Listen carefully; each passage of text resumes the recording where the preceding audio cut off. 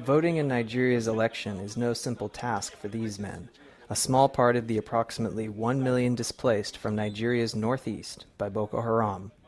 They fled to the city of Gombe after their town of Damboa in neighboring Borno State was attacked by insurgents. Uprooted from their livelihoods, they scrounge for work during the day and pack into these rooms at night. If they want to vote, they'll have to travel back to Borno State. Boko Haram's 6-year insurgency has spurred an exodus from the northeast. Besides those internally displaced, more than 150,000 Nigerians have fled to Cameroon, Chad, and Niger. In cooperation with troops from those countries and a number of foreign mercenaries, Nigeria's military has retaken many of the towns the insurgents had captured over the past 18 months. But those who return often find their towns are little more than rubble and ash. Bazam Ali is one of the men who fled Damboa. He wants to go back, but says he has no home to return to.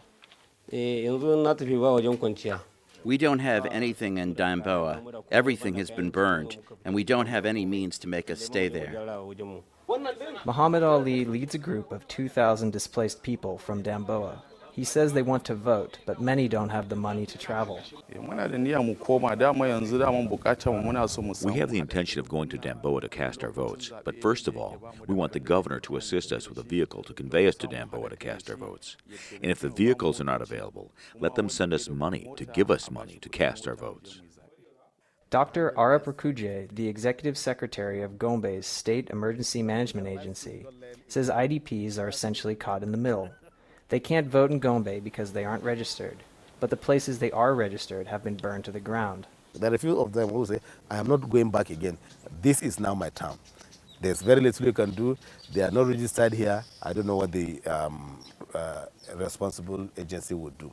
But those ones that would need to go to Damboa, the challenge would be maybe they go back to Damboa and they don't have a house because it's been burned down, it's been pulled down. Though Boko Haram has been driven out of many towns it once occupied, the group is far from finished.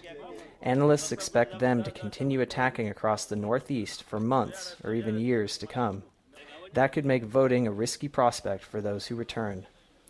Stein for VOA News, Gombe, Nigeria.